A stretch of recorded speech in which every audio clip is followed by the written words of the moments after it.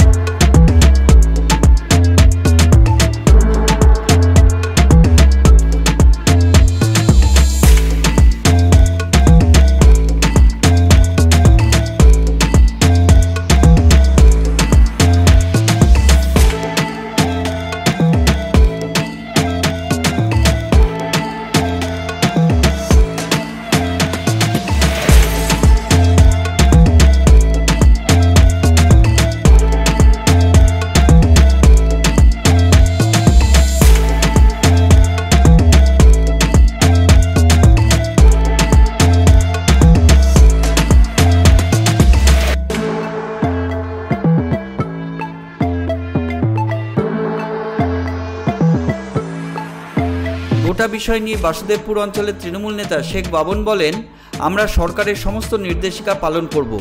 প্রশাসন যে সিদ্ধান্ত নিয়েছে তা সবাইকে মানতে হবে। তাই এক্সপ্রেসওয়ের ধারে আমাদের যে দলীয় কার্যালয় আছে সেটিও সবার আগে সরিয়ে ফেলছি আমরা।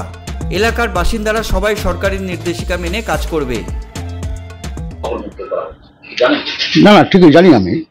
আমাদের যখন নেতৃত্ব মমতা ব্যানার্জি যখন এটা নির্দেশ দিয়েছে, আমাদের পাশে আছে বাসুদেবপুর থানা, ওনারা বলেছেন যে ফুটপাথ থেকে যত দোকান আছে, হকারিগুলো আছে, সবাইকে একটু সাইডে সরে যেতে বলেছে। তাতে আমরা খুব খুশি, সরকার যে নির্দেশ দিয়েছে আমাদের খুশি। আমার যে পার্টি অফিস আছে এটাও আমরা সরিয়ে নেবো, আজকেই সরিয়ে নেবো। টিএমসি পার্টি অফিস আমরা সরিয়ে নেবো আজকে।